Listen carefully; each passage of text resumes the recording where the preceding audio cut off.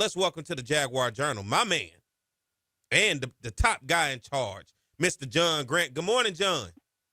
Good morning, Perry. How are you? Doing good, man. How about yourself? I'm fantastic, man. Thanks for having me on this morning.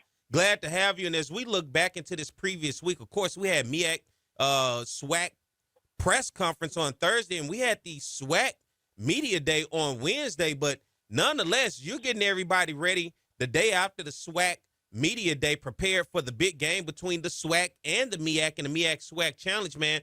Talk about that press conference. You got both administrators from both schools, Skip Perkins, the athletic director at North Carolina Central, Roman Banks, the athletic director from Southern University, to go along with Trey Oliver, as we know him all too well here at Southern, former defensive coordinator here, along with our head coach now, Terrence Graves, man. Had an opportunity to sit amongst all these guys and hype up to get the ticket sales rolling. Well, it was a fantastic day that we had last Thursday.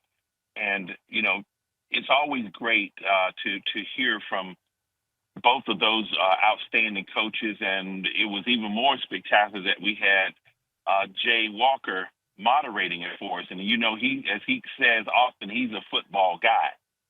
So great energy in the room. We had over 80 media represented, and it was really a great event. Celebrating 20-plus years of the MEAC SWAC Challenge, just talk about this game and the legacy that it continues to carry. Starting out in Birmingham, moved to Orlando, went to some home sites of some of the campuses within the prospective conferences, and now finding his home in Atlanta. And you talked about that in the press conference, how much Atlanta means to black college football. Well, we consider it the HBCU football capital of the South. I mean, we opened the college football season here with the Cricket MEAC SWAC Challenge kickoff, and we close it here with the Cricket Celebration Bowl. So there's a lot of excitement in the air this year because of the 20th anniversary, but also because this is really an exciting matchup. A lot of people are wanting to see this, and so great questions and engagement from the media. And certainly it was great having both of the coaches talk about, you know, what we can look forward to from them this year. Yeah, both programs headed in the right direction. I talked about North Carolina Central. The Eagles know what it's like to be on with the bright lights and the attention of the entire nation when watching them as they won the Celebration Bowl a couple years ago, defeating Jackson State and, of course, Coach Deion Sanders in that big game, man. And now being able to return back, Trey Oliver knows what it's like to have that program ready to play championship caliber football. You look at Southern University on the other end. They received a berth into the SWAC championship game last year playing Jackson State. You were in attendance because you had a ticket for any of the teams that won the punch to go to the Celebration Bowl. And now coming out of SWAC Media Day, the Jaguars picked once again to repeat #1 in the SWAC West in the preseason poll. Talk about just being able to get the matchup of two teams and programs that know what playing for championships is all about. Well, you know, we're really lucky in this, Perry, because we actually booked this game back in 2021, not recognizing at the time we knew we had two outstanding programs. But, you know, as it was mentioned during the press conference, both teams, Southern University, one game away from being in the Celebration Bowl, and North Carolina Central, one game away in their loss to South Carolina State being in the Celebration Bowl. So both coaches have done a great job, you know, elevating their program, and we just can't wait until we hear some leather and pads clashing on August 23rd. Waiting on those bands to play that first note so we can get those pom-poms rocking over there in Atlanta. And, of course, you know, the Jaguar Nation will show up and show out each and every time. Now, I don't know about North Carolina Central. Now, I don't know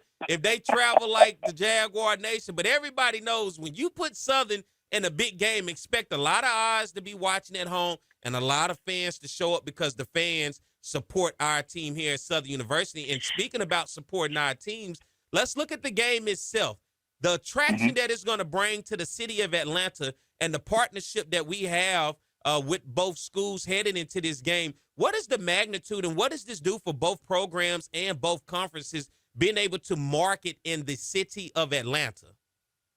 Well, Atlanta's a great recruiting um, location, not just for athletes, but for students. It's a tremendous recruiting location for marching bands.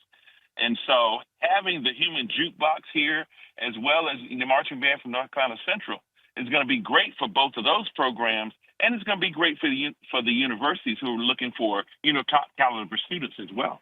I'm gonna talk a little noise because we all know Southern is the human jukebox. We don't even know the nickname for North Carolina Central Band. I mean, but they the Flying Eagles or so. I don't know what it is. I mean, we'll find out, I guess, at halftime. But I had to throw a jab because we all know Southern, of course, that band has always been regarded, if not the top of one of the best around the country. It brings excitement anywhere that band and you hear those drums and you see them marching in with that loud, brassy sound. It attracts a lot of people. And for the people that it's going to attract, not only from the band side, but from the football side, Mr. John Grant, give us some information about tickets. What do they do to get them and how people get involved in terms of the tailgate? I heard Jay Walker say you guys even opened up RV spots knowing the Jaguar Nation was coming in because, we like to bring RVs everywhere we go to. That is true, and we knew that we could not have this game without having RV spots for Jaguars. So people can certainly come up. We have plenty of spots available for your RVs. They can come in, check in on Friday, and then they can certainly leave by noon on Sunday. But you can visit our website at meacswacchallenge.com for tickets and any information about events. Our fan experience, Coca-Cola fan experience, that will be from 3 until 6. We're going to have a jamboree with the two bands facing off before we even start the football game. So the band battle is going to start at the fan experience in a 30-minute show from that will take place with both of them. And Perry, I got one other announcement I do want to make right here on your show.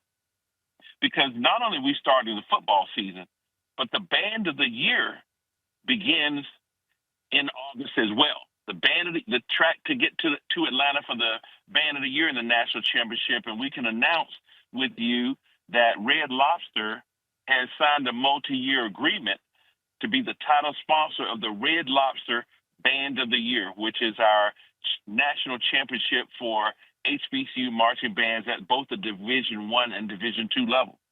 Sound like we're about to eat a lot of seafood boils. It's time for us to go try the Red Lobster seafood boils.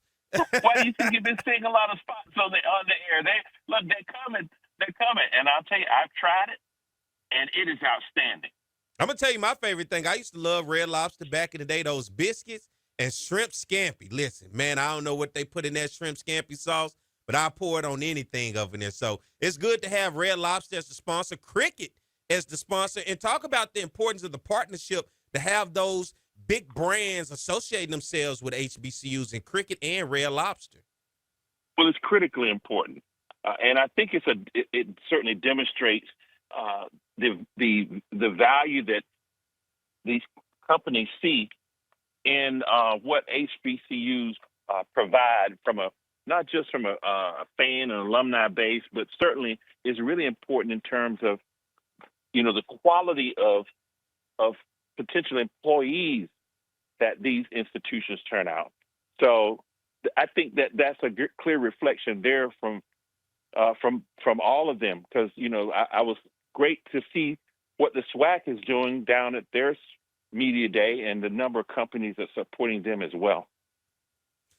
Overall, looking at this game, ABC, national television, ESPN, along with the partnership, that aspect of everything, Mr. John Grant. Well, think about it. That's one of the biggest stages in HBCU college football. When you open the season and millions of people are watching, ESPN's leaning in very hard for that this year. And, we're just excited about what this year's game is going to bring. I'm excited about it as well because I know the fans are going to be there, but the people at home get a chance to watch a brand of some great football with two tradition-rich, prideful fan bases in both these programs representing the Southwestern Athletic Conference as well as the Mid-Eastern Athletic Conference. And for you over the years, man, what has excited you about making sure this game is the premier toast of both conferences? Not only that, but in the nation to start football season off with. Well, the most exciting thing for me, Perry, is that we are building a platform, not just for HBCU, but we're opening all of college football. And the MEAC SWAC Challenge now is the second most watched game live in prime time on week 0. So with the most watched games being played out of the country in Ireland, this being number 2 makes us the most watched game played in America on that day. Man, listen, I cannot wait till the bright lights come on. Hey, if anybody see me on TV, I'm going to be there. Just let me know. Screenshot me, record me. Hey, I know you're going to see John Grant there. He's going to be handing somebody some hardware at the end of the game. And Mr. John Grant, once again, for the people out there, especially our Jaguar Nation and anybody, because once again, it's not just for the 2 fan bases. It's for any and everybody from here to Atlanta and all the way around. If they want to come to this game and be a part of it, once again, ticket information and how they can keep up with the MEAC SWAC Challenge. Visit us at MEACSWACChallenge.com. And certainly you can follow us on all of our social handles on Facebook, Instagram, and Twitter.